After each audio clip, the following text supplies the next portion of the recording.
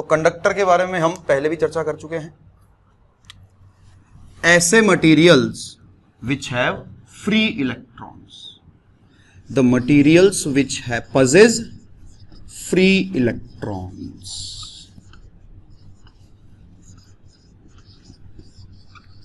Free electrons की feeling क्या है सर? ज्यादातर मेटल्स जो है वो कंडक्टर्स हैं। एग्जाम्पल के लिए जैसे मान लीजिए कॉपर, तो कॉपर के अंदर आपने देखा है बार बार Cu2+ और Cu+ बनते रहते हैं, केमिस्ट्री के अंदर बात करते हैं। अब ये बने कैसे? क्योंकि जो सबसे आउटर मोस्ट इलेक्ट्रॉन्स हैं they are very loosely bound to the nucleus, so basically they are free to move. Now they don't move just like that, but if you force them to move then it will be easier as compared to the non-conductors। ठीक है, non conductor insulator भी बोलते हैं उनको नहीं पढ़ेंगे हम, conductors के बारे में पढ़ेंगे। सपोज करिए एक लोहे की ईंट है। ईंट क्यों बोल रहे हो? फील आती है। लोहे की क्यों बोल रहे हो? कंडक्टर है। अभी इसमें बहुत सारे फ्री इलेक्ट्रॉन्स हैं जो कि रैंडमली अपनी मर्जी से इधर उधर मूव कर रहे हैं, जिंदगी में कोई पर्पस नहीं है इनके। सर आप तो कहते हैं ये टाइटली बाउंड है। ना ना ना ना, थर्मल एनर्जी की वजह से थोड़ा बहुत मूव करते ही रहते हैं। अब सपोज करिए आपने बाहर से कोई इलेक्ट्रिक फील्ड लगा दिया, ई एक्सटर्नल, आपने बाहर से कोई इलेक्ट्रिक फील्ड लगा दिया, उसकी वजह से इन इलेक्ट्रॉन्स पर लगेगा फोर्स। फोर्स तो तब भी लगता था जब ये प्लास्टिक हो यानी नॉन कंडक्टर हो, लेकिन उस केस में ये फ्री नहीं है। तो कंडक्टर में ये बंदे फ्री हैं तो ये कहेंगे अरे भैया इलेक्ट्रिक फील्ड राइट में है तो नेगेटिव चार्ज पे फोर्स लगेगा लेफ्ट में, so they will start coming here. 5, 10, 15,000 electron यहां पर आ गए। इसकी वजह से यहां पर क्या इकट्ठा हो गया भैया? Positive charge. Please remember, positive charge का मतलब यह नहीं है कि प्रोटॉन्स उधर आ गए हैं। प्रोटॉन्स तो अपनी जगह पे ही हैं, बस यहां पर इलेक्ट्रॉन्स की संख्या प्रोटॉन्स की संख्या से थोड़ी कम हो चुकी है। कितने इलेक्ट्रॉन आएंगे आइए बात करते हैं।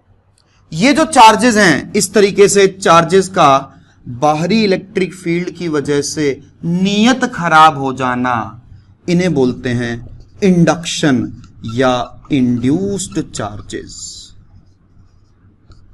ये वाला भी इंड्यूस है, ये वाला भी इंड्यूस। लेकिन क्या सारे आ जाएंगे? क्या नहीं, सारे नहीं आएंगे। क्यों? क्योंकि मान लो 10,218 इलेक्ट्रॉन आ चुके हैं एग्जांपल के लिए। अब बचे हुए 10,219वें इलेक्ट्रॉन से पूछो वो क्या चाहता है। बचे हुए 10,219वें इलेक्ट्रॉन से पूछो कि वो क्या चाहता है। वो कहता है भाई साहब ये बात तो सही है कि ये एक्सटर्नल मुझे पीछे बुला रहा है, लेकिन ये इलेक्ट्रॉन जो यहां इकट्ठे हो गए हैं ये मुझे राइट में धक्का दे रहे हैं, और ये पॉजिटिव चार्ज भी मुझे राइट में आने को कह रहा है, तो मैं किसकी बात मानूं? यानी 10,218 इलेक्ट्रॉन इधर इकट्ठे होने के बाद एग्जाम्पल लिया है, अब ये इलेक्ट्रॉन चुपचाप बैठा हुआ है, because now E external plus E due to induced has become 0। अब इस कंडक्टर में नेट इलेक्ट्रिक फील्ड 0 हो चुका है। क्यों? क्योंकि कुछ तो राइट वर्ड था, एक्सटर्नल इलेक्ट्रिक फील्ड, इस नेगेटिव चार्ज की वजह से लेफ्ट में पैदा हुआ, इस पॉजिटिव चार्ज की वजह से लेफ्ट में पैदा हुआ। करते करते करते करते करते करते करते कभी ना कभी एक टाइम ऐसा आएगा जब अंदर का net electric field will become 0। Sir ऐसे कैसे 0? अगर नहीं हुआ तो सोचो, अगर नहीं हुआ 10,218 इलेक्ट्रॉनों से नहीं हुआ ऐसा काम, तो फिर 50-60 हजार और इधर आ जाएंगे, क्योंकि फ्री है, फ्री में मिले हुए हैं। तो जब ये और इधर आ जाएंगे तो संभव है कि ये इलेक्ट्रिक फील्ड जिसकी वैल्यू फिक्स थी, अब ये बंदे उसको और नेग्लिफाई करने लग जाएंगे, और कभी ना कभी ऐसा टाइम आएगा ही आएगा, आएगा ही आएगा, आएगा ही आएगा कि कंडक्टर के अंदर नेट इलेक्ट्रिक फील्ड 0 हो जाए। और मैं आपको बताऊं कि इस प्रोसेस में कोई ज्यादा टाइम नहीं लगता है। झपाक से ऑन किया, झपाक से इलेक्ट्रॉन इधर आ गए। कितने आए पता नहीं है, लेकिन एक आइडिया है, तब तक आते रहेंगे, तब तक आते रहेंगे, तब तक आते रहेंगे, जब तक अंदर नेट इलेक्ट्रिक फील्ड 0 ना हो जाए। क्योंकि अगर अंदर 0 नहीं हुआ तो इलेक्ट्रॉन मूव करेंगे, और मूव तब तक करते रहेंगे जब तक अंदर इलेक्ट्रिक फील्ड 0 ना हो जाए। लिखिए, नो ई एक्सटर्नल। इस डायग्राम में कोई एक्सटर्नल इलेक्ट्रिक फील्ड नहीं लगाया था। इलेक्ट्रॉन्स पागलों की तरह इधर उधर घूमे जा रहे थे, भागे जा रहे थे, मर्जी थी उनकी, दे वर फ्री। अब उनकी लाइफ में एक पर्पस आ चुका है। तो लाइन लिखिए, काम की लाइन लिखिए, काम की लाइन लिखिए। पहले तो लिखो घटिया लाइन, पहले तो लिखो घटिया लाइन। घटिया लाइन, कंडक्टर में इलेक्ट्रिक फील्ड 0 होता है। पहले तो लिखो घटिया लाइन, जो कई बच्चे सोचते हैं कंडक्टर में इलेक्ट्रिक फील्ड 0 होता है। अपने हिसाब से इंटरप्रेट कर लेते हैं बच्चे, गलत है ये। सही लाइन, सही लाइन, कंडक्टर के बल्क में, कंडक्टर के बल्क में नेट इलेक्ट्रिक फील्ड 0 होता है। कंडक्टर के बल्क में नेट इलेक्ट्रिक फील्ड 0 होता है। घटिया लाइन में दो अच्छी बातें जोड़ी है, नेट, दूसरा बल्क में। अभी बल्क का क्या मतलब है? जैसे मान ले एक खोखला कंडक्टर है, सपोज करो एक लोहे का बना हुआ डब्बा है लेकिन अंदर हवा है, तो मैं हवा के लिए ये स्टेटमेंट पास नहीं कर रहा। किसके लिए कर रहा हूं? जहां मटेरियल है, मसाला है, फ्री इलेक्ट्रॉन्स को जाने आने की सुविधा है। लिख लीजिएगा अपनी भाषा में, हवा के लिए ये बातें नहीं कर रहा हूं मैं, मटेरियल जहां जहां भरा हुआ है उसकी बातें कर रहा हूं मैं, जिसे मैंने बल्क का नाम दिया है। कंडक्टर के बल्क में कौन सा electric field? Net electric field हमेशा 0 होगा। कंडक्टर के बल्क में नेट इलेक्ट्रिक फील्ड हमेशा 0 होगा।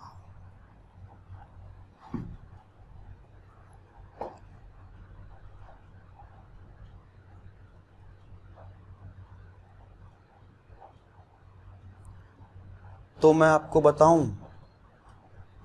बताऊं भाई साहब कि कंडक्टर के बारे में डिस्कस करते करते मैं 5-7 और प्रॉपर्टीज भी लिखवाऊंगा, लेकिन उन सब प्रॉपर्टीज की जड़ इसी से निकलेगी। क्या? कंडक्टर के बल्क में नेट इलेक्ट्रिक फील्ड हमेशा 0 होता है। ध्यान रखें, यह बात तब लागू नहीं है जैसे कि हमारे घरों में जो बिजली के तार हैं, जहां से लाइट आ रही है, उनके लिए लागू नहीं है, उनके लिए लागू नहीं है, क्योंकि उनमें तो चार्ज बहता जा रहा है। बट लेट अस से I switched off it, switch it of, and now I am talking. तो एक शब्द और इस्तेमाल कर सकते हैं, under electrostatic conditions. Under electrostatic conditions मतलब जब इलेक्ट्रॉन चलना बंद कर चुके हैं, तब के लिए ये बात बताया हूं मैं। बिल्कुल सही बात है धनंजय, पहली लाइन की फील आती, तभी तो मैंने लिखवाया घटिया लाइन। कंडक्टर के बल्क में नेट इलेक्ट्रिक फील्ड 0 होता है under electrostatic conditions. Electrostatic condition का मतलब है इलेक्ट्रॉन चलने बंद हो चुके हैं। भाई साहब इलेक्ट्रॉन चलने बंद देर लगती है क्या? कोई देर नहीं लगती, फटाक से इलेक्ट्रॉन। सर पहले मैंने इलेक्ट्रिक फील्ड लगा रखा था 5 इलेक्ट्रॉन इधर आए हुए थे मान लीजिए कुछ, अब एकदम से उसको 10 कर दिया तो क्या एकदम से इधर आ जाएंगे? बिल्कुल। और क्या अंदर एकदम से 0 कर देंगे? जी हां। लगभग 3.5 से 4 घंटे का टॉपिक है। सिर्फ इस एक प्रॉपर्टी से ही मैं तुम्हें कितने सारे सवाल कराऊंगा और देखते हैं।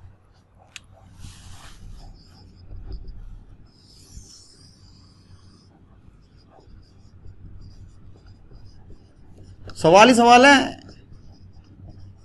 एनसीईआरटी में देखो 1 पेज या 1.5 पेज का ही टॉपिक है भैया।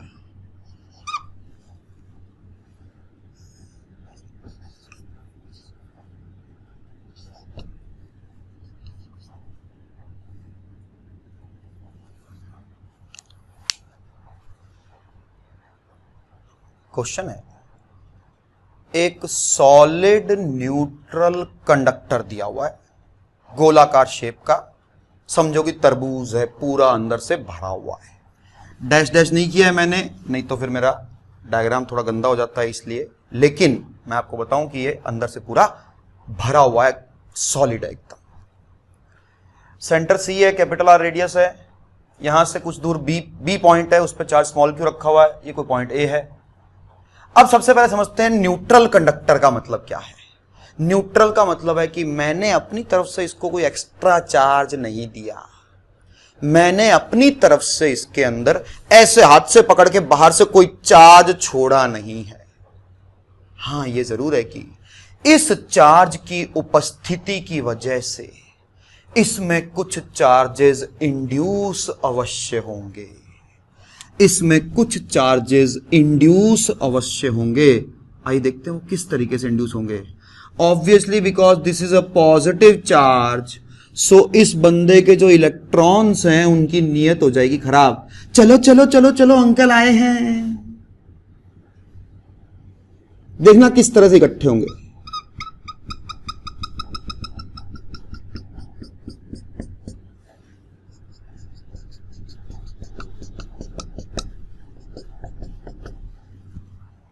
कैन यू सी कि मैंने इलेक्ट्रॉनों की डेंसिटी काफी ज्यादा दिखा रखी है यहां पर।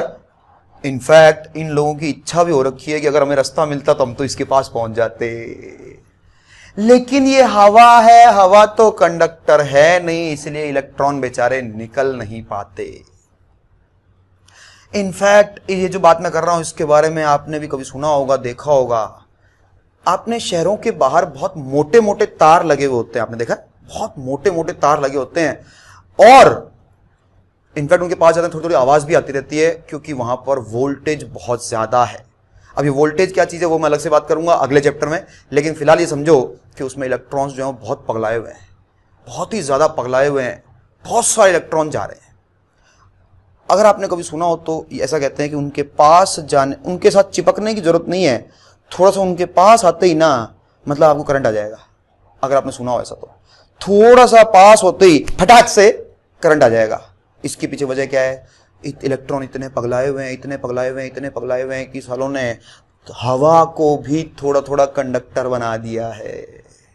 ठीक है, वो चर्चा अलग से आगे से करेंगे। फिलहाल मैंने इस तरीके से ये नेगेटिव चार्ज की डेंसिटी बनाई है, थोड़ी दूर जाकर के ऐसी हो रही है, थोड़ी दूर जाकर के यहां पे भी देखो, यहां पे पॉजिटिव चार्ज की डेंसिटी बहुत ज्यादा बनाई है, क्योंकि एक तरीके से कह सकते हैं कि यहां के प्रोटॉन अगर कोई पॉजिटिव चार्ज होता साला वो उसकी वजह से दूर भागना चाह रहा है। यहां प्रोटॉन है नहीं एक्स्ट्रा, प्रोटॉन जहां थे वहीं पड़े हुए हैं भैया, यहां पर है इलेक्ट्रॉनों की कमी। ठीक है, दूसरी बात ये मैंने बाउंड्री यहां पर नहीं बनाई है, ऐसी रफली बनाया है। ऐसा नहीं है कि बाउंड्री यहां पर है, इससे पीछे तो पॉजिटिव चार्ज ही होगा भाई साहब और इससे पीछे पॉजिटिव चार्ज होगा, इसके आगे नेगेटिव होगा, ऐसा नहीं है। एक रफली आइडिया दिया है मैंने। अब जेई में एक बार क्वेश्चन आ गया कि बताओ इस पॉजिटिव चार्ज को रखने की वजह से यह बॉडी अब नेगेटिवली चार्ज हो चुकी है या पॉजिटिवली चार्ज हो चुकी है? जवाब लिखिए चैट में। क्वेश्चन आया कि इस चार्ज को रखने की वजह से यह कंडक्टर नेगेटिवली चार्ज हो चुका है या पॉजिटिवली चार्ज हो चुका है? तो सही बच्चों ने बिल्कुल सही जवाब दिया, भाई साहब ये तो न्यूट्रल ही है। ये तो सिर्फ नीयत खराब हुई है, ये तो सिर्फ नीयत खराब हुई है। ठीक है, जेई में क्वेश्चन आ चुका है। न्यूट्रल का मतलब है कि मैंने अपनी तरफ से कोई चार्ज नहीं दिया एक्स्ट्रा अलग से चल करके, लेकिन इसे खुद के इंड्यूस हो रहे हैं तो ठीक बात है। अब मेरा क्वेश्चन क्या है, find electric field at C due to induced charges only.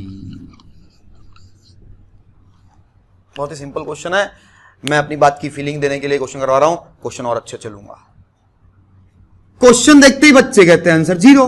अबे यार, ये बात सही है कि ये कंडक्टर है, ये बात सही है कि यहां पे बल्क भी है, लेकिन बल्क में नेट इलेक्ट्रिक फील्ड 0 होता है भैया।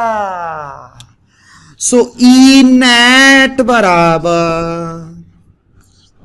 यानी कहां पे, सी पर नेट इलेक्ट्रिक फील्ड लिख रहा हूं, E at C due to Q plus E at C due to all other induced charges. देखो मेरी बात सुनो, तुम कहोगे कि सर शेल की वजह से तो सेंटर पर इलेक्ट्रिक फील्ड 0 होता था ना। That was a uniformly charged shell। पहली बात। दूसरी बात, ये मत कहना कि टोटल चार्ज 0 है तो फिर यहां पर तो इलेक्ट्रिक फील्ड 0 ही होगा, क्योंकि अगर सोचो इनकी वजह से 0 हुआ तो इसकी वजह से कुछ ना कुछ होगा, अगर होगा तो इलेक्ट्रॉन भागेंगे और तब तक भागते रहेंगे जब तक यहां पर इलेक्ट्रिक फील्ड नेट 0 ना हो जाए। सर जी कहां पे 0 है, यहां पे, यहां पे, यहां पे, यहां पे, यहां पे, यहां पे, यहां पे, यहां पे, यहां पे, यहां पे, सब जगह 0 0 0 0। तुम्हें जानकर आश्चर्य होगा कि यहां पे इतने सारे इलेक्ट्रॉन है, फिर भी इनके पास में यहां पे, अच्छा यहां पे भी क्या, यहां पे भी बिल्कुल बाहर जाते ही नहीं, बाउंड्री पर भी बिल्कुल, सरफेस पे भी, सरफेस की बात नहीं कर रहा हूं, सरफेस के जस्ट अंदर तक हर जगह नेट इलेक्ट्रिक फील्ड क्या है, 0 है। नेट इलेक्ट्रिक फील्ड हमेशा ही 0 होगा। आओ सी पर क्यू की वजह से इलेक्ट्रिक फील्ड लिख देते हैं, बहुत आसान है, K Q into BC vector upon BC का होल क्यूब प्लस सम कचरा, यानी मेरा आंसर आ गया। आंसर क्या था, electric field at C due to induced charges बराबर minus K Q BC vector upon,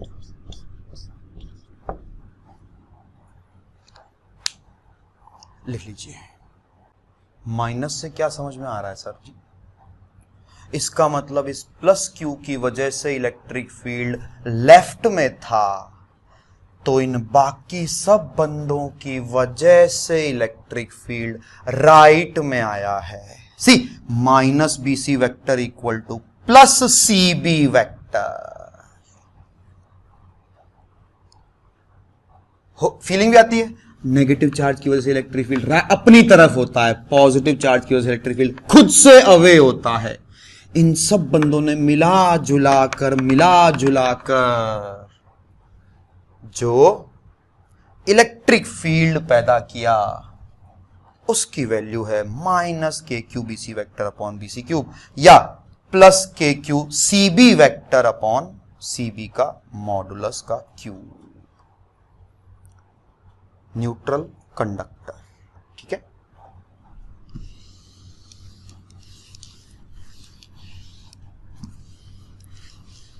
ए पॉइंट भी बना रखा है मेरे ख्याल में। अब तुम अगर मैं पूछूं कि ए पॉइंट पर इलेक्ट्रिक फील्ड निकालो तो बता सकते हो झटाक से, जितना भी पैदा किया होगा क्यू ने, कितना किया होगा जी, K Q into B A vector upon mod B A का होल क्यूब, उसका जस्ट नेगेटिव।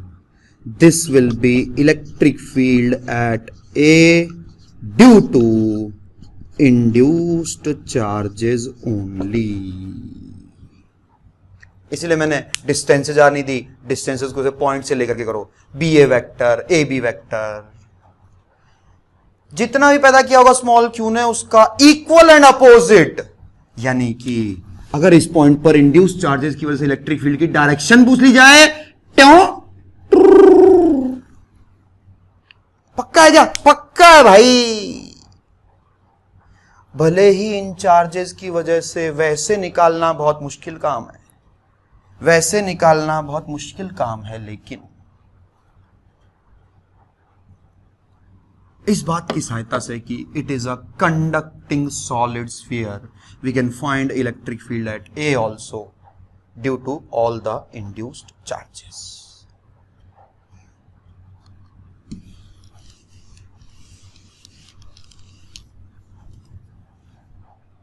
बकवास मेथड है ये तो।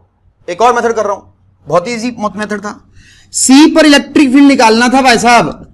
कोई चार्ज ले लिया डी क्यू, सरफेस पे है क्या सारा चार्ज? इसके बारे में भी बात करूंगा कि सारा सरफेस पे क्यों है, यहां पे यहां का चार्ज कहां गया, इसके बारे में भी बात करूंगा। फिलहाल के डी क्यू अपॉन सबकी डिस्टेंस तो भैया सेम है, कैपिटल आर। इलेक्ट्रिक फील्ड का फॉर्मूला के क्यू बटा आर स्क्वायर, इंटीग्रेट कर दिया, के भी बाहर आ गया, आर स्क्वायर भी बाहर आ गया, और डी क्यू का इंटीग्रेशन 0 है। तो electric field at C due to induce तो 0 आना चाहिए था। क्या गलती है, क्या गलती है?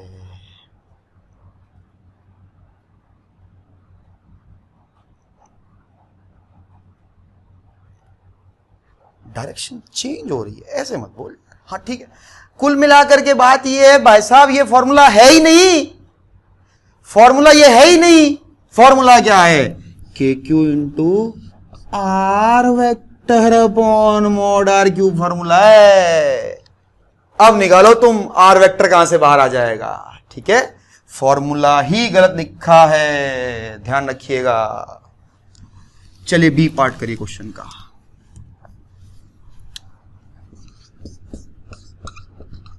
Find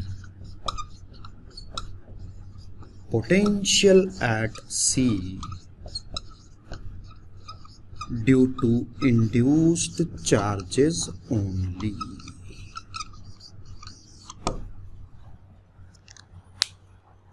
Find potential at C due to, potential मतलब electric potential. Come on. Come on यार, इतनी देर। अबे 0 आंसर है, क्योंकि पोटेंशियल एक स्केलर क्वांटिटी है, इसलिए उसका फॉर्मूला पक्का पक्का के क्यू बटा डिस्टेंस है। चूंकि सभी इंड्यूस्ड चार्जेस की डिस्टेंस सेंटर से कैपिटल आर है, इसका इंटीग्रेशन, के कांस्टेंट बाहर आ गया, आर कांस्टेंट बाहर आ गया, इंटीग्रेशन डी क्यू।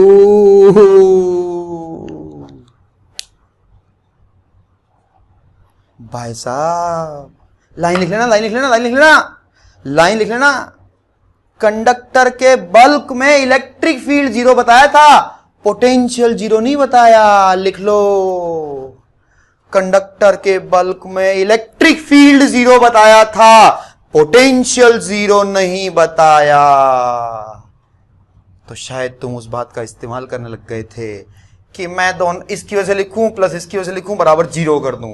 अबे किसने कहा तुझे किसी पर पोटेंशियल 0 है? मैंने तो नहीं कहा, सिर्फ इलेक्ट्रिक फील्ड 0 है। जवाब दो यार, क्यों नहीं कर पा रहे थे बताओ, क्यों नहीं कर पा रहे थे? क्या सोच रहे थे? ऐसा नहीं हो सकता किसी का जवाब ना आए। समझो बात को, और फील देता हूं, और फील देता हूं, और फील देता हूं। सुनना जरा, सुनना। सी पॉइंट पर इलेक्ट्रिक फील्ड 0 है, तो प्रश्न उठता है फिर पोटेंशियल 0 क्यों नहीं है भाई साहब? याद करो पोटेंशियल की फंडामेंटल डेफिनेशन। पोटेंशियल की फंडामेंटल डेफिनेशन ये है कि किसी यूनिट पॉजिटिव चार्ज को इंफिनिटी से लेकर सी तक आने में किया गया काम। तो जब मैं इंफिनिटी से लेके आ रहा हूं तो इलेक्ट्रिक फील्ड यहां तो है ही है ही है ही है। तो काम हो रहा है, हो रहा है, हो रहा है, हो रहा है, हो रहा है, हो रहा है, हो रहा है, हो रहा है, हो रहा है, हो रहा है। ये बात और है कि इसके बाद नहीं हो रहा है। ये बात और है कि यहां पे इलेक्ट्रिक फील्ड जीरो है। जब इलेक्ट्रिक फील्ड जीरो है तो फिर काहे का work done?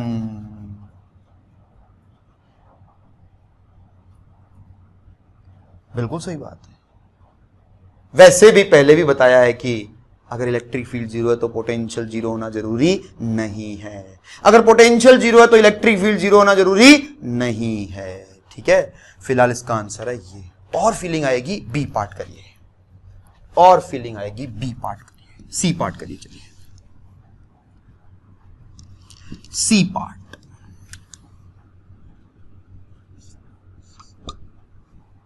Come on. Find potential at A point due to induced charges only। बहुत ही फीलिंग वाला चैप्टर है, बहुत ही ज्यादा फीलिंग वाला। Zero, how can you say that? पगले हो गए हो क्या? हैं? ध्यान से देखना, ध्यान से देखना, ध्यान से देखना, मजेदार चीज है। पोटेंशियल एट ए नेट बराबर पोटेंशियल एट सी नेट। भाई साहब, जीरो तो बकवास आंसर है। कुछ बच्चों ने आंसर दिया है NBS यानी नहीं बता सकते। काफी अच्छा आंसर है, अपनी अकल के हिसाब से तुमने सही बताया, लेकिन वो भी गलत जवाब है। अब सुनो कैसे आएगा। VC माइनस VA, फॉर्मूला याद करो। VC माइनस VA बराबर minus work done by electric from A to C। अब जब मैं A से C तक जा रहा हूं तो कोई इलेक्ट्रिक फील्ड है क्या? नहीं है। एक ही बात बार बार बार बार बार बार आएगी, कंडक्टर के बल्क में हर जगह इलेक्ट्रिक फील्ड नेट जीरो होता है। यानी यहां से यहां तक जाने में कोई काम करना ही नहीं पड़ रहा है। अरे बोलो यार। Potential at A net can be divided in two parts. Potential at A due to small Q plus potential at A due to induced charges बराबर पोटेंशियल एट सी नेट। वो अभी अभी निकाल लिया था, कितना था? जीरो। जी नहीं, potential at C due to Q, क्योंकि नेट लिखा हुआ है, plus potential at C due to induce. Potential at A due to small Q, ये तो लिखना आता है हमें। किसी पॉइंट चार्ज की वजह से पोटेंशियल का फॉर्मूला है के क्यू बटा distance, scalar quantity. Potential at A due to induce charges पूछा है। Potential at C due to small Q K Q बटा B C. Potential at C due to induce charges zero. Answer आया कि नहीं आया? मजेदार, लिज्जतदार, स्वाद। अरे बोलो, फीलिंग आई क्या?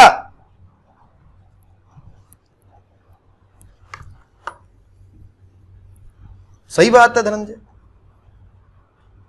अगर ए और सी का पोटेंशियल सेम नहीं होता, यानी वहां पर कोई ना कोई पोटेंशियल डिफरेंस होता। अगर पोटेंशियल डिफरेंस होता तो इलेक्ट्रिक फील्ड होता। इलेक्ट्रिक फील्ड होता तो इलेक्ट्रॉन मूव करते रहते, और सारे तब तक मूव करते रहते जब तक कि अंदर इलेक्ट्रिक फील्ड जीरो ना हो जाए। बार बार यही बात कह रहे हैं।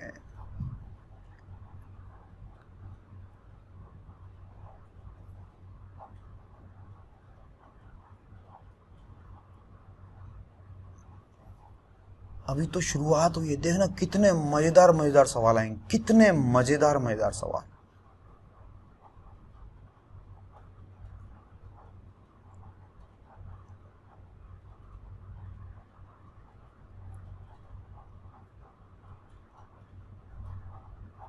आंसर आ जाएगा K Q upon B C minus K Q upon A B. बस।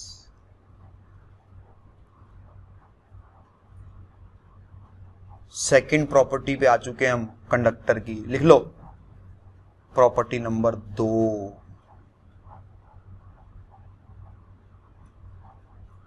प्रॉपर्टी नंबर 2, घटिया line. Conductor is an equipotential body. किताबों की लाइन है ये। Conductor is an equipotential body. घटिया इसलिए है क्योंकि इससे एकदम अंदर तक एहसास नहीं होता है। लाइन तो सही है लेकिन फील क्या है, सुनना फील क्या है। अब सही लाइन लिखो। कंडक्टर के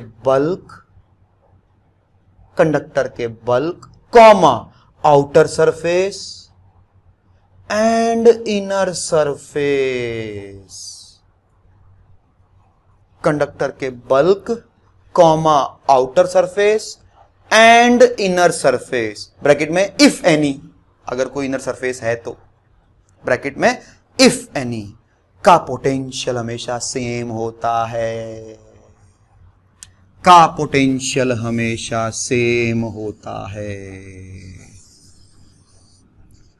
मान लो बीच में हवा है, A B C D E F, ये क्या है जी? बल्क है, बल्क।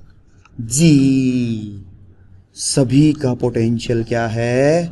सेम है। कौन सा? नेट पोटेंशियल सेम है। चाहे वो बंदा कंडक्टर के आउटर सरफेस पे हो, चाहे बल्क में हो, चाहे इनर सरफेस पे हो। अंदर जाके पता नहीं भाई, अंदर जाके पता नहीं। मैं तो इसके लिए कह रहा हूं, एकदम से एक एक चीज को ऐसे याद रखते हैं तो सारे सवाल होते हैं हमसे। अंग्रेजी के लिए conductor is an equipotential body. Line तो सही है, घटिया क्यों बोला मैंने? ताकि तुम मेरी बात याद रखो कि यार कंडक्टर का चाहे आउटर सरफेस हो, चाहे इनर सरफेस हो, और चाहे उसका बल्क हो, सभी पॉइंट्स का पोटेंशियल सेम है। क्यों सर? क्योंकि यहां से लेकर यहां तक जाने में कोई काम नहीं करना पड़ेगा, क्योंकि कोई इलेक्ट्रिक फील्ड ही नहीं है।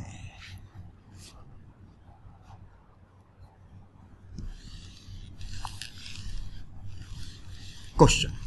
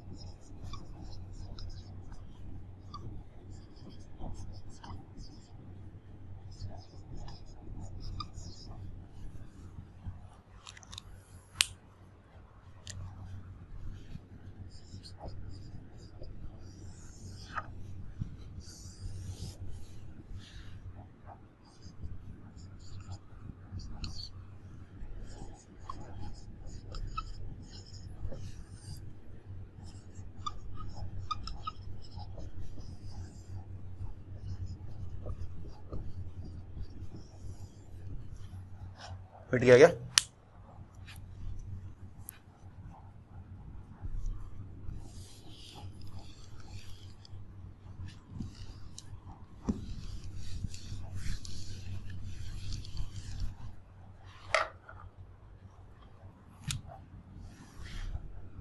ये ले लो, यहां पर ले लो डी पॉइंट, ठीक है? डी यहां पर ले लो।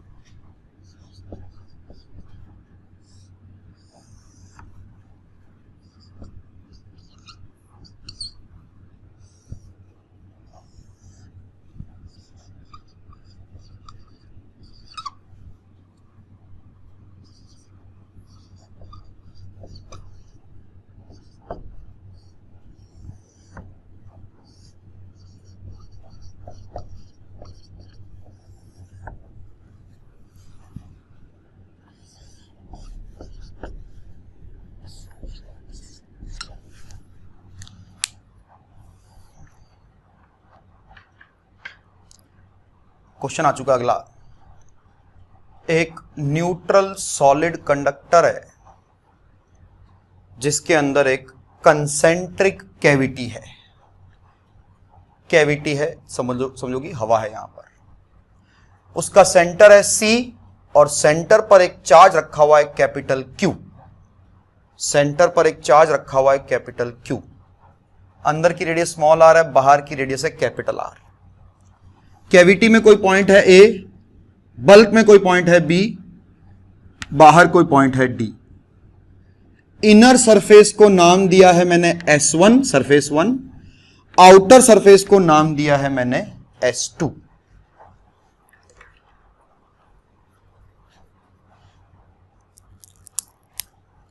क्वेश्चन है मेरा, एक टेबल बनानी है हमें।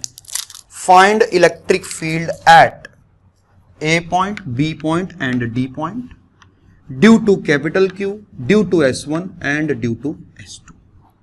आप नहीं करेंगे इसको, मैं करूंगा, ध्यान से देखेंगे सब लोग इधर। सबसे पहले हमें चार्जेस के इंडक्शन की बात करनी पड़ेगी। सबसे पहले हमें चार्जेस के इंडक्शन की बात करनी पड़ेगी।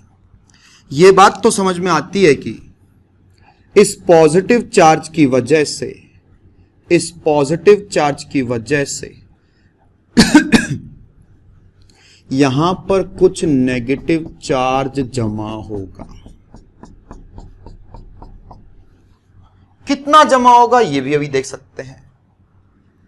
अब बल्क के अंदर कोई चार्ज नहीं है, यह बात कैसे फील आए, तो इसके लिए मैं तुम्हें बताऊं कि एक लाइन लिखो, एक काम की लाइन लिखो। हाँ, इसके बाद में एक लाइन लिखो। Any charge given to a conductor, any charge given to a conductor will simply come on its surface. Any charge given to a conductor will simply come to its surface. क्या feeling है भाई साहब? Suppose करो एक गोला है या एक कंडक्टिंग गोला है, न्यूट्रल है भाई साहब, कंडक्टर है, लोहे का बना हुआ है। सोचो किसी तरीके से एक ऐसा कंडक्टिंग मटेरियल हो जिसमें तुम्हारा हाथ घुस सकता हो। सोचो किसी तरीके से एक ऐसा कंडक्टर हो जिसमें तुम्हारा हाथ घुस सकता हो। तुमने दो प्रोटोनों को लिया, दो प्रोटोनों को हाथ में लिया, इसमें घुसेड़ा, एकदम बीच में जाकर के छोड़ दिया और हाथ बाहर निकाल लिया। सोचो ऐसा हो तो वो जो प्रोटॉन तुमने वहां रखे थे, समझो प्लस ई, उनकी वजह से बाकी इलेक्ट्रॉनों की क्या हो जाएगी नियत खराब। इसलिए इलेक्ट्रॉन टिंग डिंग डिंग डिंग डिंग डिंग डिंग डिंग इसके पास आते रहेंगे, आते रहेंगे, आते रहेंगे, आते रहेंगे, आते रहेंगे, आते रहेंगे, और इस वजह से सरफेस पे हो जाएगी इलेक्ट्रॉनों की कमी। यानी एक तरीके से तुमने पॉजिटिव चार्ज डाला था और वो पॉजिटिव चार्ज कहां जमा हो गया है? सरफेस पर जमा हो चुका है। ठीक है, याद रखो इस लाइन को, धीरे धीरे और फीलिंग आएगी, और भी फील दूंगा मैं कि आखिर कंडक्टर के बल्क में कोई चार्ज रह ही नहीं सकता। क्यों? लाइन क्या लिखवाई मैंने लाइन तो ये लिखवाई थी कि कंडक्टर के को एक्स्ट्रा कोई चार्ज दोगे अपनी तरफ से तो सारा चार्ज बाहर आ जाएगा। फील नहीं आई? इसी लाइन को दूसरे तरीके से बात कर रहा हूं, कंडक्टर के बल्क में कभी कोई नेट चार्ज रह ही नहीं सकता, क्योंकि अगर रहा तो इलेक्ट्रॉन उसके पास आएंगे। सपोज करो वो पॉजिटिव है, तो बाकी जो इलेक्ट्रॉन्स हैं मटेरियल के वो उसके पास आएंगे, और उसके पास आने की वजह से बाहरी सरफेस पर इलेक्ट्रॉनों की कमी हो जाएगी। सोचो तुमने नेगेटिव चार्ज डाला है, तो तुमने तो डाल दिया वहां पे, बांध भी दिया उसको, किसी तरीके से ठूस दिया, लेकिन उसके पास वाले इलेक्ट्रॉन है फ्री, वो कहेंगे हम इसके पास नहीं रहते, हम तो जाएंगे, and they will simply come on the outer surface. In fact if you slightly increase the surface they will come और बाहर आ जाएंगे। अगर तुमने इस मटेरियल को इन्फिनिटी तक फैला दिया ना, तो इलेक्ट्रॉन बेचारे एकदम इन्फिनिटी तक चले जाएंगे।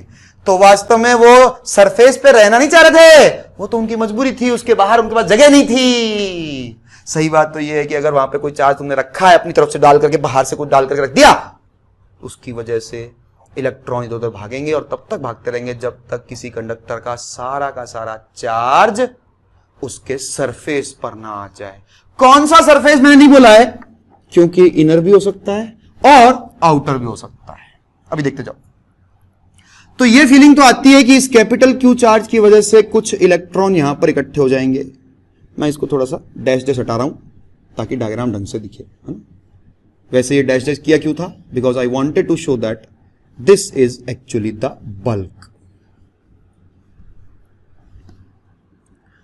इन नेगेटिव चार्जेस के बारे में क्या तुम कुछ बता सकते हो कि ये इस तरीके से यूनिफॉर्म टाइप के दिखेंगे या नॉन यूनिफॉर्म टाइप के दिखेंगे?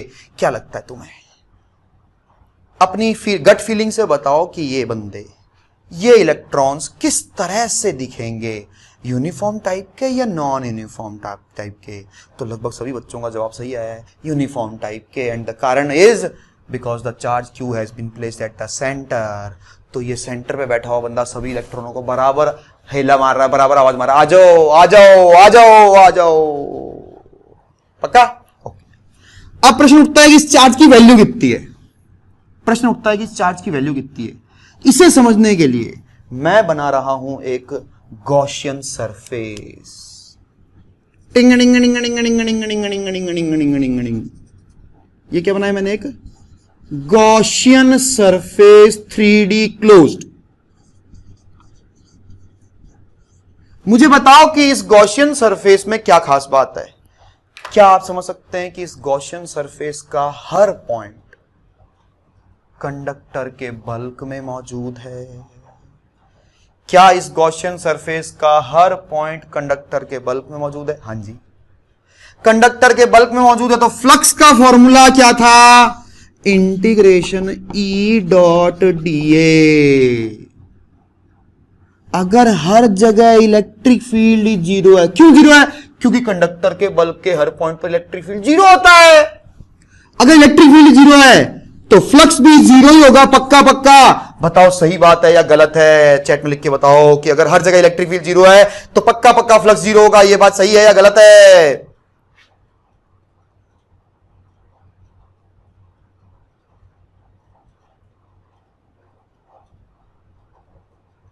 अरे लिखो यार, क्या हो गया? गलत हो जाए कोई बात नहीं, क्या हो गया? इतने तो पूछा ट्रू फॉल्स। एक बच्चा कह रहा रॉन्ग, एक बच्चा कह रहा गलत।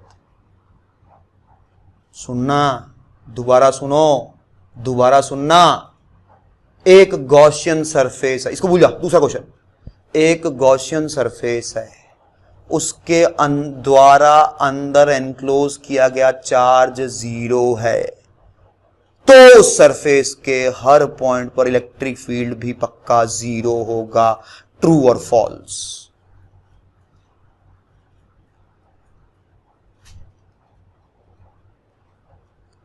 पलक जी, यही तो बात है यार, यही तो बात है ना, यही तो बात है।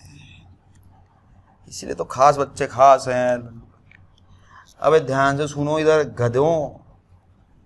ये एक गॉसियन 3D बॉडी, ये एक गॉसियन 3D बॉडी, यहां पे कोई चार्ज क्यों रखा हुआ है?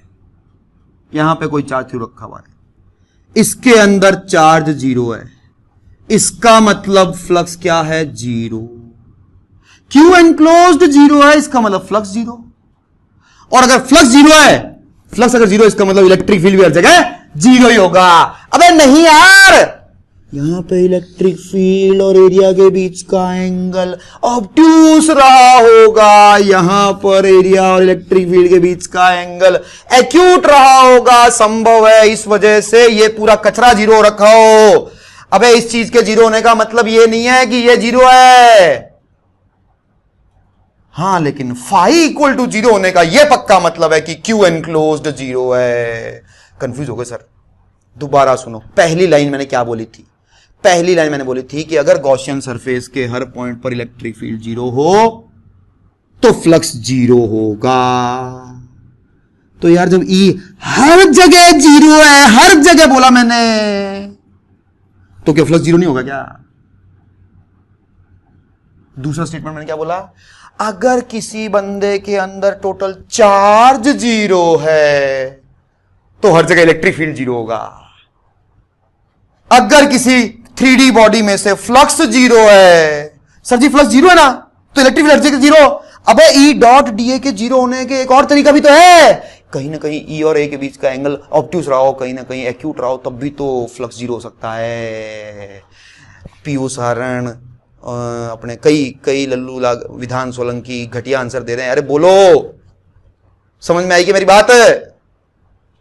दोबारा बोल रहा हूं, अगर फ्लक्स जीरो है इसका यह मतलब नहीं है कि इलेक्ट्रिक फील्ड हर जगह जीरो है, लेकिन अगर फ्लक्स जीरो है तो इसका यह पक्का मतलब है कि उस गॉसियन सरफेस के द्वारा एनक्लोज्ड चार्ज जीरो है। दोबारा सुनो, अगर फ्लक्स जीरो है तो हर जगह इलेक्ट्रिक फील्ड जीरो होना जरूरी नहीं है। हो तो सकता ही था, सोचो ये भी नहीं होता, सोचो ये भी नहीं होता। अब चार्ज एनक्लोज्ड वो भी जीरो, फ्लक्स भी जीरो, और हर जगह इलेक्ट्रिक फील्ड भी जीरो। यहां पे चार्ज रख दिया जी, चार्ज एनक्लोज्ड जीरो, लेकिन हर जगह इलेक्ट्रिक फील्ड नॉन जीरो। दोबारा स्टेटमेंट पास कर रहा हूं, ट्रू फॉल्स बोलना। धनंजय भी तुम्हारी बात दोबारा बाद में बोलना, अभी मेरे को पूरी बात करने दो। दोबारा स्टेटमेंट पास कर रहा हूं, ट्रू फॉल्स बोलिएगा।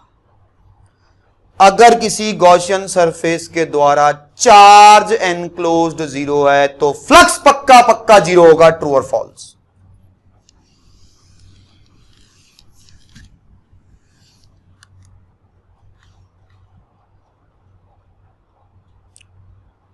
ट्रू। ये देखो अभी यश भादु जी फॉल्स बोले। अगर किसी, एक और बंदा भी बोला, पोषित राठी जी फॉल्स बोले। यार तुम लोग कौन सी दुनिया के हो भाई? क्या बोला मैंने? अगर किसी गॉसियन सरफेस, मैं भूल भी गया कौन सा वाला बोल रहा था मैंने तुम्हें कहा था ऐसे क्वेश्चन बार बार आते हैं जेई के अंदर, बहुत पसंद है, जेई को बहुत पसंद है, बार बार आते हैं, इसलिए मैं इतना रिपीट कर रहा हूं। क्या? अगर किसी Gaussian surface 3D close body के अंदर कोई चार्ज नहीं है तो उसमें से निकलने वाला फ्लक्स जीरो होगा। ट्रू और फॉल्स? जवाब है ट्रू, क्योंकि फ्लक्स का फॉर्मूला है Q enclosed upon epsilon zero. दूसरा क्वेश्चन, अगर किसी गॉसियन सरफेस के हर पॉइंट पर इलेक्ट्रिक फील्ड जीरो है तो पक्का पक्का उसके द्वारा एनक्लोज्ड चार्ज जीरो होगा। ट्रू और फॉल्स? दोबारा सुनना, अगर किसी गॉसियन सरफेस के हर पॉइंट पर इलेक्ट्रिक फील्ड जीरो है तो उसके द्वारा एनक्लोज्ड चार्ज की वैल्यू जीरो होगी। ट्रू और फॉल्स? अरे यार गर्वित अग्रवाल, पलक आदित्य सिपाणी, यार तुम अलग ही आइटम हो भैया, मेरे को नहीं समझ में आ रही तुम्हारी बात यार, फेल हो तुम।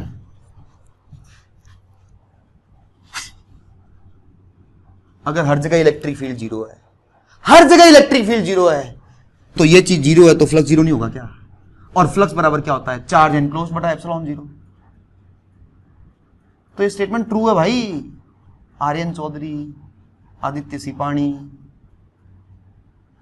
अरे बोलो समझ में आई की बात तुम्हें, जिन्होंने फॉल्स लिखा था?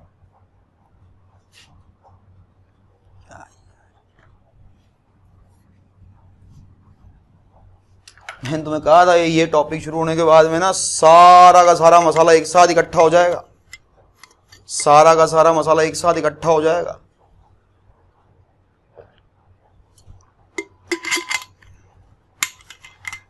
दोबारा बोल रहा हूं,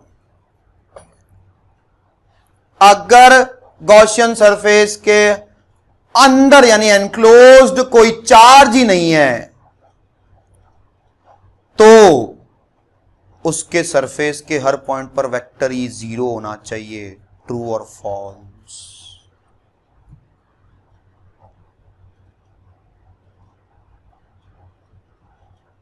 अब जनता सोच समझ के आंसर दे दी कि भाई जी हां फॉल्स। अगर चार्ज ही नहीं है, अंदर नहीं है, तो क्या हो गया? बाहर तो हो सकता है। दोबारा सुनना, दो स्टेटमेंट बोल रहा हूं, दो। पहला, अगर गॉसियन सरफेस के अंदर चार्ज ही नहीं है तो हर जगह इलेक्ट्रिक फील्ड जीरो होगा, फॉल्स। अगर सरफेस के हर पॉइंट पर इलेक्ट्रिक फील्ड जीरो है तो अंदर चार्ज पक्का जीरो होगा, ट्रू। इससे ज्यादा मैं नहीं बताऊंगा भाई। तो इस गॉसियन सरफेस के हर पॉइंट पर इलेक्ट्रिक फील्ड जीरो है क्योंकि इसका हर एक पॉइंट बल्क में लाई कर रहा है। इलेक्ट्रिक फील्ड जीरो है मतलब फ्लक्स जीरो है, फ्लक्स जीरो है मतलब क्यू एनक्लोज्ड जीरो है। इसका मतलब इस बॉडी के द्वारा अपने अंदर समाया हुआ टोटल चार्ज जीरो होना चाहिए।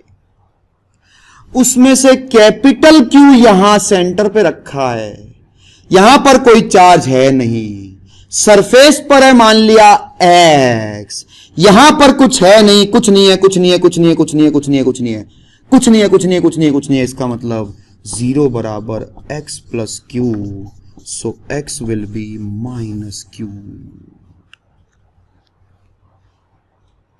दोबारा बोल रहा हूं क्योंकि वो चीज अगर समझ में नहीं आई तो बहुत परेशान हो गए। फ्लक्स जीरो होने के लिए दो तरीके हैं। फ्लक्स जीरो मतलब चार्ज एनक्लोज जीरो, पक्का। ये दोनों तो, ये तो पक्का ट्रू, हमेशा से ट्रू है, ये तो हमेशा ट्रू है। अगर फ्लक्स जीरो मतलब चार्ज एनक्लोज जीरो, ये तो हमेशा ट्रू है। अब फ्लक्स को जीरो करने के इलेक्ट्रिक फील्ड की टर्म्स में दो तरीके हैं, या तो हर जगह इलेक्ट्रिक फील्ड जीरो कर दे, या फिर इलेक्ट्रिक फील्ड के और एरिया के बीच का एंगल कहीं ऑब्ट्यूज कर दे, कहीं ऑक्यूट कर दे, बस। दोबारा सुनना, अगर फ्लक्स जीरो है, जिन लोगों को कम समझ में आ रहा है वो प्लीज आंसर दें ताकि मुझे पता लगे कि आपको समझ में कम आ रहा है। प्लीज आंसर दीजिएगा। अगर किसी गॉसियन सरफेस में से फ्लक्स जीरो है तो उसके हर पॉइंट पर electric field must be zero, true और फॉल्स।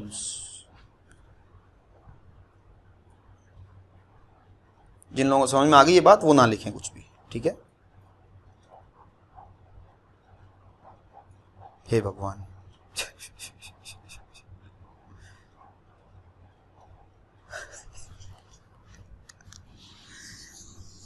ये लो एग्जांपल जो मैंने भी बोला। क्या बोला? अगर चार्ज एनक्लोज जीरो है यानी फ्लक्स जीरो है तो हर जगह इलेक्ट्रिक फील्ड जीरो होगा। सही है क्या? अब यार तुम्हारी किस्मत में लिखा हुआ कंफ्यूज होना तो भाई मैं क्या कर सकता हूं।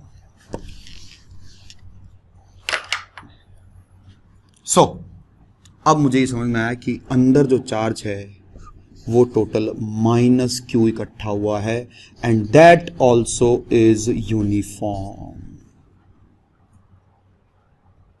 इसलिए सबसे बाहर वाला चार्ज भी प्लस क्यू होगा क्योंकि total charge of the conductor is zero. मैंने उसे बाहर से कोई चार्ज नहीं दिया था, it is a neutral conductor. चूंकि यहां पे कोई चार्ज है, रह नहीं सकता, इसका मतलब सिर्फ सरफेस पे रहेगा, बाहर वाले पे और अंदर वाले पे, लेकिन दोनों पे मिलाकर जीरो होना चाहिए। ये माइनस क्यू कैसे निकाला? गॉस लॉ से। ये प्लस क्यू कैसे निकाला? न्यूट्रल दिया हुआ है। इस कैपिटल क्यू चार्ज को रखने की वजह से यहां पर एक नेगेटिव चार्ज इंड्यूस होगा। उस नेगेटिव चार्ज की वैल्यू माइनस कैपिटल क्यू होगी क्योंकि इस गॉसियन सरफेस के अंदर हर जगह नेट चार्ज जीरो होना चाहिए, तभी तो इलेक्ट्रिक फील्ड हर जगह जीरो होगा। ये बाहर वाला चार्ज प्लस क्यू क्यों है? क्योंकि इसका net charge of the conductor must be zero. अब लिखने लगते हैं ए पॉइंट पर electric field due to capital Q. बहुत आसान है, K Q upon C A square. Point charge की वजह से तो डायरेक्ट फॉर्मूला ही पता है, उसमें क्या सोचना है। बताओ यहां पर क्या एंट्री आएगी और यहां पर क्या एंट्री आएगी। कम ऑन, दो एंट्रियां लिख करके बताइए। What is electric field at A due to S1 यानी inner surface and due to S2 यानी आउटर सरफेस।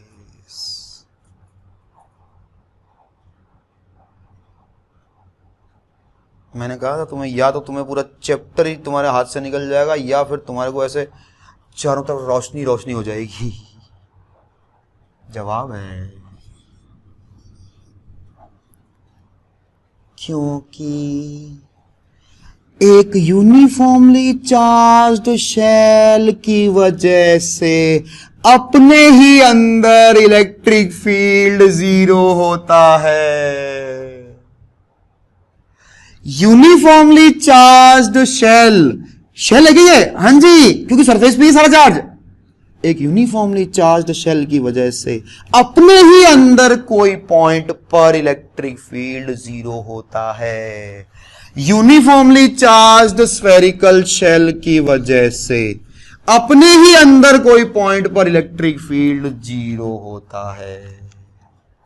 एक और खास बात देखें, ए पॉइंट पर टोटल इलेक्ट्रिक फील्ड कितना आया है, 0 या नॉन 0।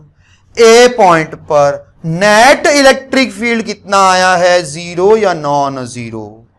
आप देख सकते हैं नॉन 0 आया भाई साहब, इतना तो है ही है।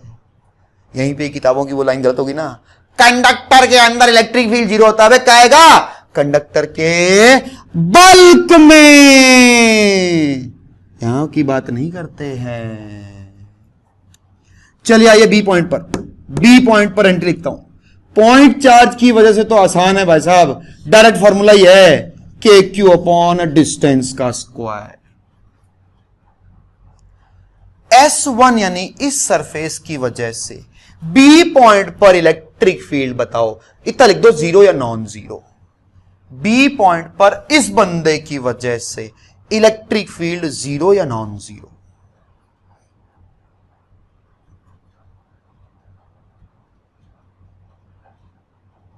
ऑब्वियसली नॉन 0, क्योंकि यूनिफॉर्मली चार्ज्ड शेल के लिए की वजह से बाहर के किसी पॉइंट पर इलेक्ट्रिक फील्ड का फॉर्मूला है के क्यू बटा सेंटर से डिस्टेंस का स्क्वायर। मैंने कहा था सारे फॉर्मूले दोबारा रिवाइज हो जाएंगे। यूनिफॉर्मली चार्ज्ड शेल की वजह से बाहर के किसी पॉइंट पर इलेक्ट्रिक फील्ड का फॉर्मूला है Q K Q upon centre से डिस्टेंस का स्क्वायर है। माइनस क्यों लिखा है, पता है मुझे इसकी डायरेक्शन कहां होगी, अंदर की तरफ होगी, और क्यू की वजह से कहां होगी, बाहर की तरफ होगी। बताओ तीसरी एंट्री क्या आएगी, 0 या नॉन 0। बताओ तीसरी एंट्री क्या आएगी, 0 या नॉन 0। अब बोले फटाफट साले 0, क्योंकि बी S2 के लिए अंदर का पॉइंट है।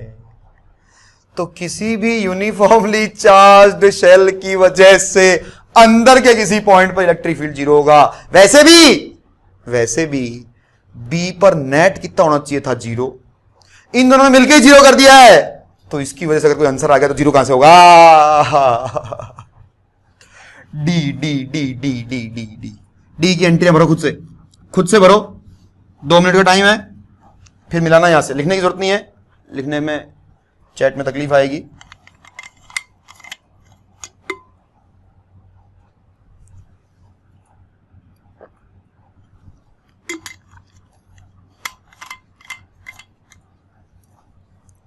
यश, तुमने ये चैप्टर पहले पढ़ा है क्या?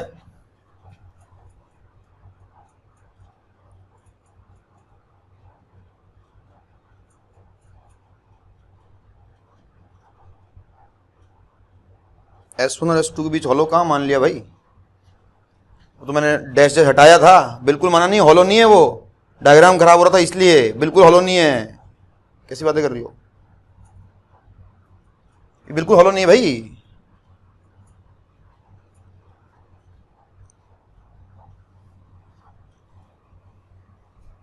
डायग्राम हटाया था, ऐसा कचरा हो जाता डायग्राम, इसलिए ऐसा किया था। चलिए डी की एंट्री लिख रहा हूं।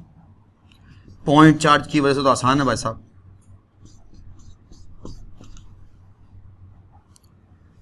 यूनिफॉर्मली चार्ज शेल है S1, उसके लिए डी बाहर का पॉइंट है, minus K Q upon uniformly charge shell है S2, उसके लिए डी बाहर का पॉइंट है, plus K Q upon centre से डिस्टेंस का स्क्वायर।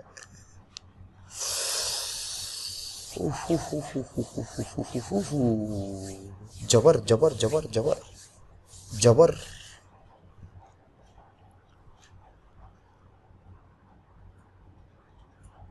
चार घंटे का चैप्टर है, 4 घंटे, 1 घंटा हुआ अभी तक।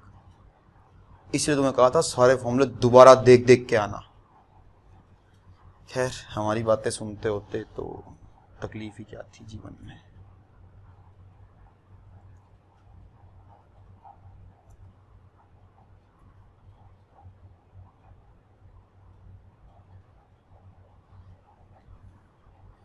बोलो कोई चीज रिपीट करनी है तो, नहीं तो मैं अगला सवाल कराऊंगा।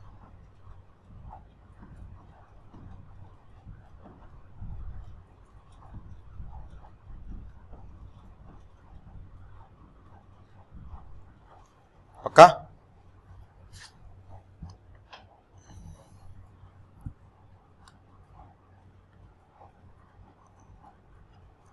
तो फिर एक टेबल और बनाइए जिसमें लिखिए पोटेंशियल एट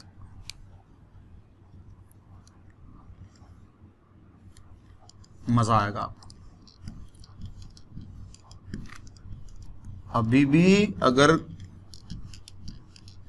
पुराने फॉर्मूले याद नहीं कर रखे हैं उनको याद करके आओ, फायदा मिलेगा। अभी बहुत बड़ा है चैप्टर में, और ये टॉपिक अगर तुम्हें क्लियर हो गया पुराने सारे पाप भी धुल सकते हैं। लेकिन अगर ये क्लियर नहीं हुआ तो पुराने पाप इकट्ठे होते जाएंगे भैया, पहले बता रहा हूं मैं। भरने का प्रयास करें टेबल को। Find potential at point A, point B, point D, due to Q, due to S1, due to S2। 4-5 minute का टाइम लें, आराम से करें।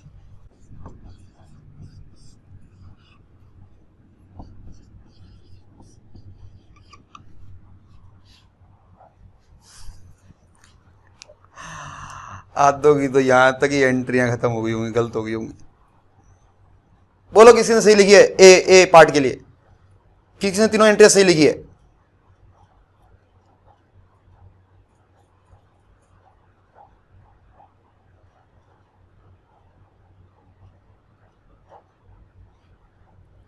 तो देखिए, पॉइंट चार्ज की वजह से डायरेक्ट फॉर्मूला है के क्यू बटा डिस्टेंस। यूनिफॉर्मली चार्ज्ड शेल की वजह से अंदर के किसी पॉइंट पर पोटेंशियल का फॉर्मूला क्लास में बताया हुआ है। के क्यू बटा सेंटर से डिस्टेंस नहीं है, के क्यू बटा रेडियस है, के क्यू बटा रेडियस है। दोबारा बोल रहा हूं, यूनिफॉर्मली चार्ज्ड शेल की वजह से अंदर के किसी पॉइंट पर पोटेंशियल का फॉर्मूला के क्यू बटा रेडियस है। अपनी कॉपी में देखना, पहले लिखवाया हुआ है। और चूंकि ए पॉइंट इन दोनों की वजह, दोनों के लिए ही अंदर का पॉइंट है, इसलिए ए पॉइंट पर इन दोनों की वजह से पोटेंशियल के क्यू बटा रेडियस होगा। बी पॉइंट चार्ज की वजह से तो इजी है। Now B point has become outer point of S1। किसी भी यूनिफॉर्मली चार्ज्ड शेल की वजह से बाहर के किसी भी पॉइंट पर पोटेंशियल का फॉर्मूला है के क्यू अपॉन सेंटर से डिस्टेंस।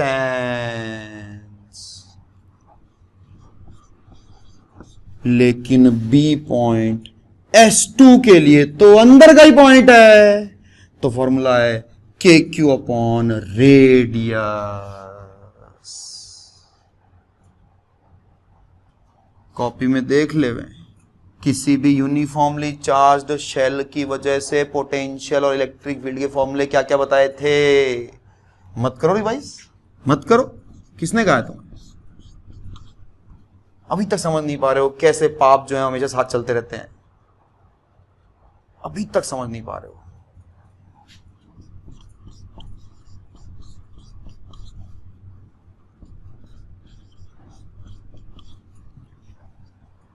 डी पॉइंट दोनों के लिए ही बाहर का पॉइंट है। पोटेंशियल का फॉर्मूला है के क्यू बटा सेंटर से डिस्टेंस। लगभग पहला सवाल है ये मेरा, लगभग पहला सवाल है ये मेरा।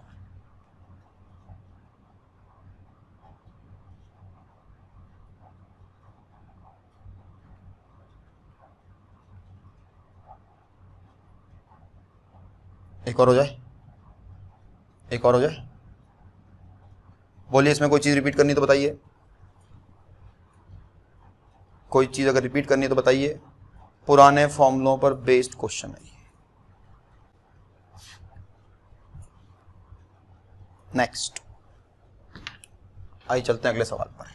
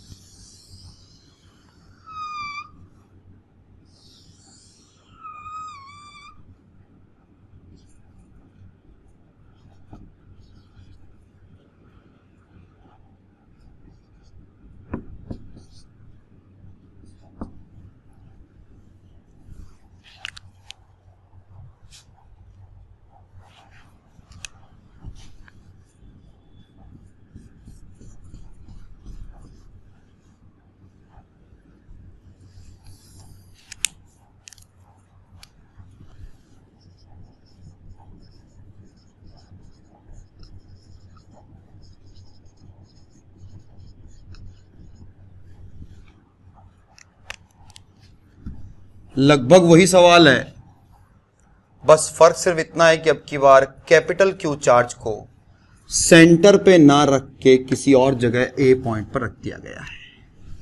ठीक है जी, बाहर कोई पॉइंट है एफ, ओके, ए पॉइंट पर रख दिया गया कैपिटल क्यू को। सी पर कोई चार्ज नहीं है, ये न्यूट्रल कंडक्टर है, अंदर की रेडियस स्मॉल आर, बाहर की रेडियस कैपिटल आर। अंदर दो पॉइंट लिए हैं, सी बी, एक डी यहां ले लिया और एक एफ ले लिया। सेम वही ई यानी electric field at C B D F.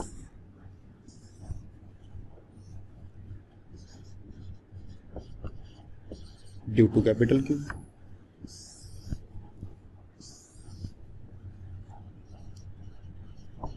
Due to S1,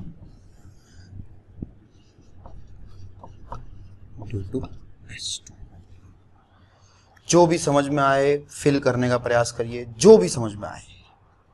5 minute का टाइम लीजिए, भले ही गलत, पेंसिल से भरना, पेंसिल से भरें, ताकि अगर गलती हो जाए तो फिर मिटा करके उसमें कोई दूसरी चीज डालनी हो तो डाल सकते हैं। एफ ये रहा, एफ पॉइंट ये रहा, बाहर है, मतलब कहीं भी बाहर है। बहुत ही ज्यादा इंटरेस्टिंग है और बहुत ही ज्यादा खराब भी है। अगर समझ नहीं आया तो जान निकल जाएगी। हाँ, लेकिन एक नई चीज बताऊंगा जरूर, देखेंगे सब लोग। एक चीज के अंदर नई है क्वेश्चन में, ध्यान से देखिएगा। क्या आप समझ सकते हैं कि जो इनर सरफेस यानी S1 है, उस पर चार्ज -q ही इकट्ठा होगा अभी भी? क्यों सर? क्योंकि अभी भी अगर मैं एक गॉसियन बंदा बनाऊं जिसका हर पॉइंट, सर ये स्फेरिकल शेप जरूरी नहीं है क्या? बिल्कुल जरूरी नहीं है, बस इतना जरूरी है कि उसका हर पॉइंट बल्क में लाई करना चाहिए। इसके हर पॉइंट को बल्क में लाई करवाने की वजह से उसके हर पॉइंट पर इलेक्ट्रिक फील्ड 0 है। हर पॉइंट पर इलेक्ट्रिक फील्ड अगर 0 है तो इसका मतलब नेट फ्लक्स 0 है। नेट फ्लक्स 0 है, इसका मतलब है कि उसके द्वारा अंदर एनक्लोज्ड चार्ज 0 है। इसलिए अगर यहां पर कैपिटल Q है तो बाहर -q होगा, लेकिन ये चार्ज अब की बार कैसा होगा? Non uniform. क्योंकि अब की बार इस पॉजिटिव चार्ज के पोजीशन अजीब होने की वजह से सभी बंदों को बराबर आवाज नहीं लगाई गई है, इसलिए यह पक्का है कि this minus Q will be पक्का पक्का नॉन यूनिफॉर्म। अच्छा, बाहर वाला प्लस क्यू बताओ कैसा होगा? बाहर प्लस क्यू क्यों होगा? क्योंकि कंडक्टर का टोटल चार्ज 0 क्वेश्चन में दिया हुआ है, सारा चार्ज सरफेस पे रहता है। अगर अंदर माइनस क्यू है तो बाहर प्लस क्यू होना चाहिए। अब बताओ ये प्लस क्यू कैसा होगा, यूनिफॉर्म या नॉन यूनिफॉर्म? ये प्लस क्यू कैसा होना चाहिए, यूनिफॉर्म या नॉन यूनिफॉर्म?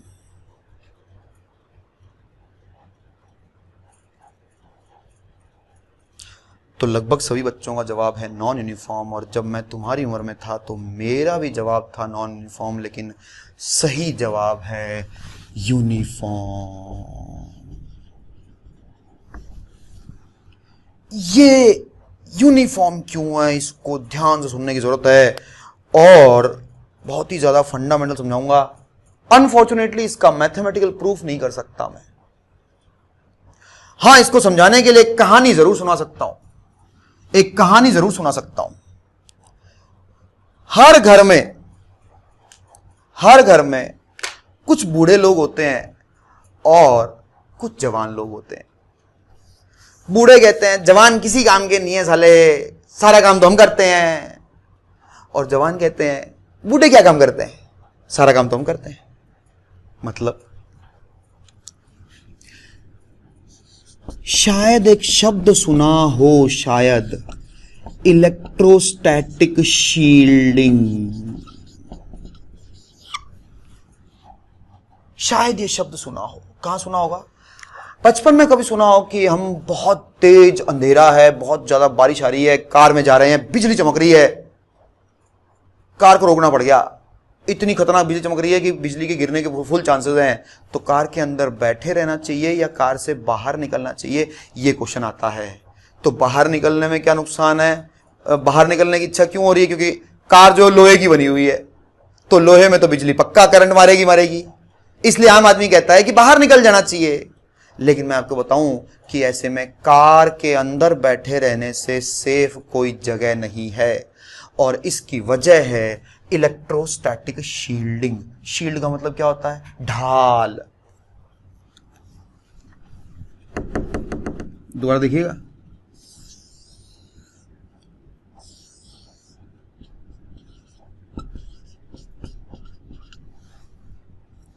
ना सिर्फ बल्क के हर पॉइंट पर नेट इलेक्ट्रिक फील्ड 0 है, ना सिर्फ बल्क के हर पॉइंट पर नेट इलेक्ट्रिक फील्ड 0 है, बल्कि इन दोनों बंदे, ये कौन है? ये घर के अंदर बैठे हुए हैं, घर के अंदर बैठे हुए हैं।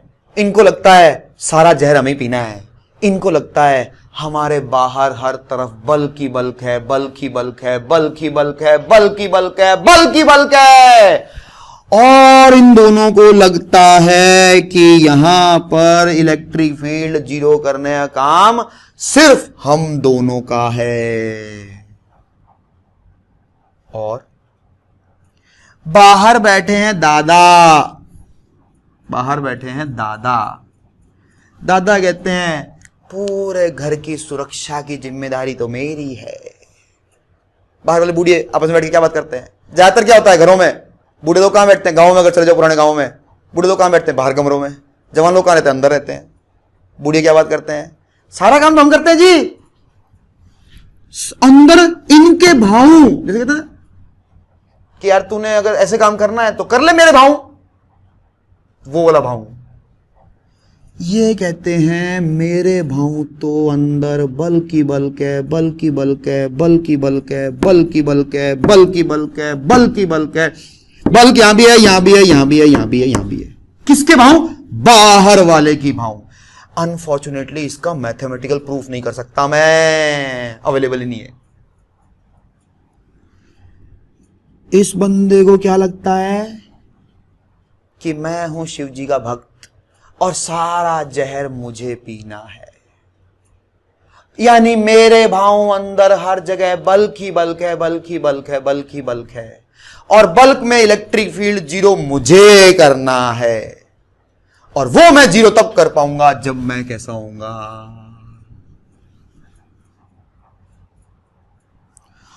इन दोनों की जोड़ी आपस में बनी हुई है, ये क्या कहते हैं? इनको वास्तव में पता ही नहीं है, इन बंदों को वास्तव में पता ही नहीं है कि बाहर भी कुछ है। इनको लगता है कि हमारे अलावा सब जगह बल की बल्क है, बल की बल्क है, बल की बल्क है, बल की बल्क है, बल की बल्क है, और जीरो करने का काम सिर्फ हम दोनों का है। इसका मैथमेटिकल प्रूफ नहीं कर सकता मैं, इसीलिए इलेक्ट्रोस्टैटिक शील्डिंग की बात करते हैं। शील्डिंग क्या है? अगर तुम कार के अंदर बैठे रहे तो कार का जो बाहरी सरफेस है लोहे का, उसको लगता है कि अंदर बल की बल्क है, बल की बल्क है, बल की बल्क है, और अंदर मुझे इलेक्ट्रिक फील्ड को जीरो करना है, मुझे अंदर कोई बंदे को जाने नहीं देना है। That's why they talk about electrostatic shielding. In fact you will be surprised कि बहुत सारे ऐसे इंस्ट्रूमेंट्स होते हैं लैब्स के अंदर जिनके खराब होने के चांस रहते हैं। उनको कहां रखते हैं? लोहे के डब्बे में। जहां पर चार्जेस वगैरह अगर ज्यादा बिखर रहे हो उस लैब में, तो उनको कहां रखते हैं जी? लैब में रखते हैं, सॉरी लोहे के डब्बे में रखते हैं।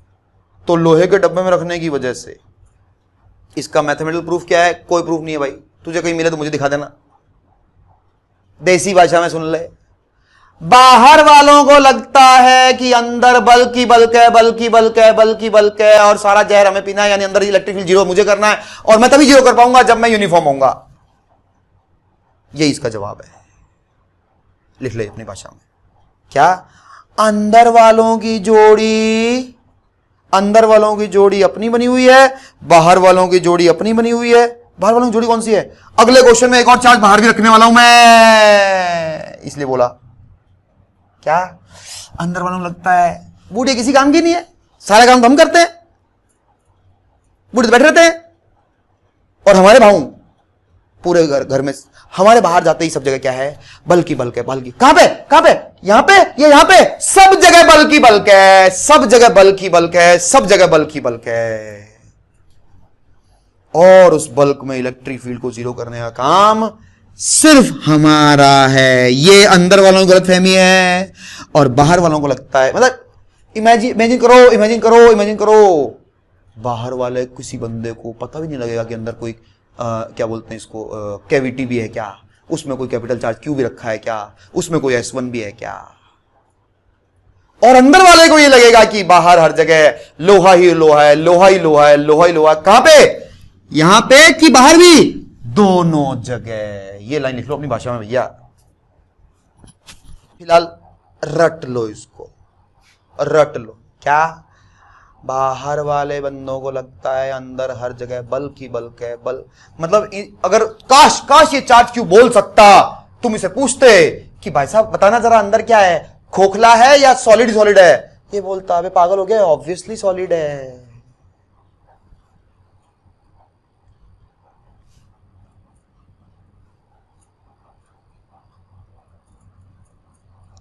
तो ये बाहर वाला प्लस क्यू यूनिफॉर्म क्यों हुआ? I know it is very surprising, and everybody first time says that it will be non uniform, because अंदर वाला माइनस क्यू नॉन यूनिफॉर्म है, इसलिए। बाहर वाला क्यू यूनिफॉर्म क्यों है? तो इसका जवाब है इलेक्ट्रोस्टैटिक शील्डिंग। इलेक्ट्रोस्टैटिक शील्डिंग क्या होती है भाई साहब? बाहर वाले बंदों को लगता है कि अंदर बल्क ही बल्क है, बल्क ही बल्क है, और सारा जहर हमें पीना है, इसलिए अंदर इलेक्ट्रिक फील्ड जीरो करने का काम सिर्फ मेरा है, और मैं वो तभी कर पाऊंगा जब मैं यूनिफॉर्म होऊंगा, क्योंकि यूनिफॉर्मली चार्ज्ड शेल की वजह से ही अंदर इलेक्ट्रिक फील्ड हर जगह जीरो होता है।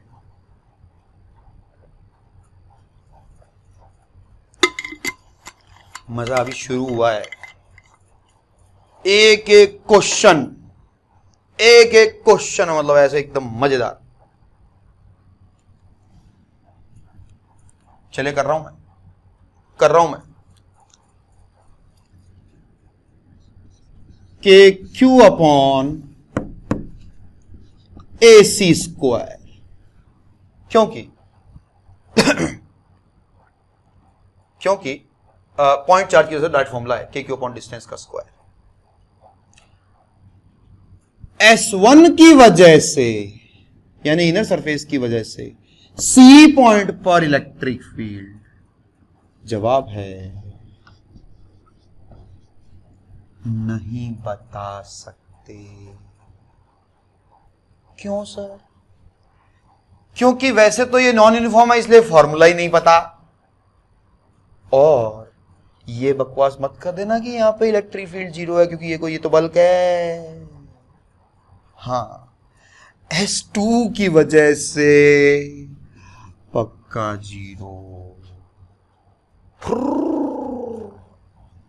जानता हूं मैं, कुछ क्या है कि एक दूसरे के सामने नहीं होने की वजह से भी KQ/AB² NBS 0 D पॉइंट पर KQ/AD²। ये एंट्री बता दो तो मजा आ जाए, ये वाली एंट्री बता दो तो मजा आ जाए, ये वाली एंट्री बता दो तो मजा आ जाए।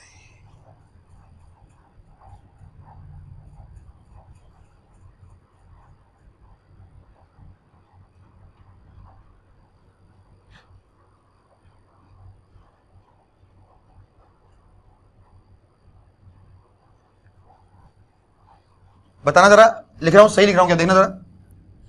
-KQ/CD²। बताओ सही है गलत है, बताओ सही है गलत है, बताओ सही है गलत है।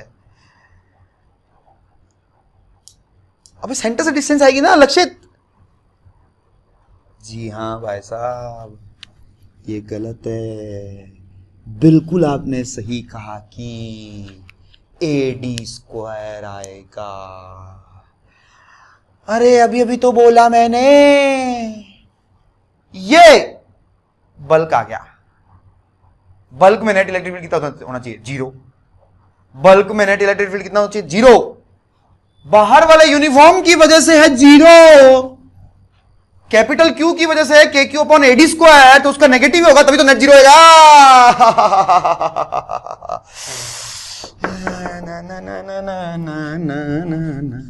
KQ/AF²।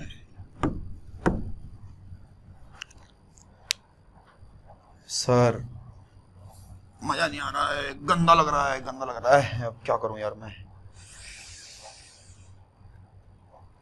अब बताओ यहां पे क्या आएगा? यस भादू? ऑब्वियसली नहीं बता सकते। बता सकते हैं क्या? और अगर बता सकते हैं तो कितना होगा? तो जवाब है -KQ/, क्योंकि अभी अभी क्या बोला, इन दोनों के भाऊ भाऊ भाऊ, समझता भाऊ भाऊ नहीं कर रहा हूं मैं, भाऊ भाऊ मतलब, अरे यार तू क्या बोलते हो हिंदी में, क्या बोलते हो अंग्रेजी में, क्या बोलते हो भाऊ को? हमारी बला से। Yes yes yes yes yes yes, हमारी बला से, ये सही से शब्द इस्तेमाल किया। इन दोनों की बला से यहां भी बल्क है, यहां भी बल्क है, यहां भी बल्क है, सब जगह बल्क ही बल्क है। और इन दोनों को लगता है कि वहां पे 0 करने का काम हमारा है, इसलिए इन दोनों 0 कर दिया, इसीलिए आंसर है नेगेटिव ऑफ दैट। बहुत बढ़िया। Come on come on come on. अब बोलो इंटरेस्टिंग है कि नहीं है? लोकेश तो कह रहा था सर बेकार चैप्टर है। अब बोल लोकेश। ट्यों ट्यों ब्लर आ रहा है क्या वीडियो?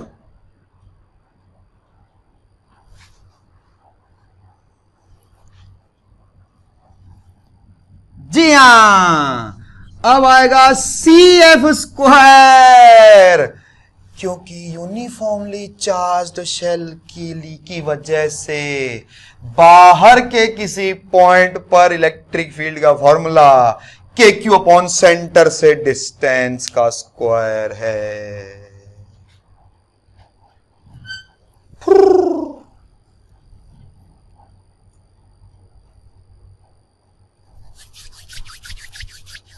अभी तो चैप्टर शुरू हुआ है, अभी तो चैप्टर शुरू हुआ है। क्या और मजा आने वाला है? बोलो ना, 4-4.5 घंटे तक पढ़ाऊंगा, उसके बाद होमवर्क दूंगा 60 क्वेश्चंस की एक DPP है, 60। लेकिन एक साथ नहीं, मतलब टुकड़ों में नहीं दे सकता, एक साथ सारी फीलिंग देनी जरूरी है, तब होगा। होमवर्क लिखिए, होमवर्क लिखिए, revise all questions in writing. सभी क्वेश्चंस को रिवाइज करें लिख लिख के, नहीं तो अगली क्लास में फिर समझ में नहीं आएगा। और उसके अलावा एक होम टेस्ट मैंने दे ही रखा है आपको, अगर किसी ने किया हो उसका फीडबैक कोई देना चाहे, होम टेस्ट मैंने दे रखा है, उसको कोई फीडबैक देना चाहे। होम टेस्ट नंबर 4 कर पहुंच चुका आपके पास। थोड़ा इजी लेवल पर मुझे लगा, ऐसा मैंने थोड़ा सा इजी लेवल पर बनाया था, लेकिन रिवीजन बढ़िया हो रहा है भाई। कई सारे बच्चों को क्वेश्चन करते करते कॉपी खोलने की जरूरत पड़ रही होगी, सो इट इज ओके। मैं आपको पहले बता दूं, अगर आपको कॉपी खोलने की जरूरत पड़ रही है तो इट इज ओके, आप कॉपी खोल के देख सकते हैं, कोई दिक्कत नहीं है। लेकिन फिर पेपर करने के बाद में उन फॉर्मूलों को दोबारा रिवाइज करें लिख लिख के। सर बीच में देख ले कॉपी, बिल्कुल देख लो, कोई दिक्कत नहीं है, ठीक है, करिएगा। फिर मिलते हैं नेक्स्ट क्लास में।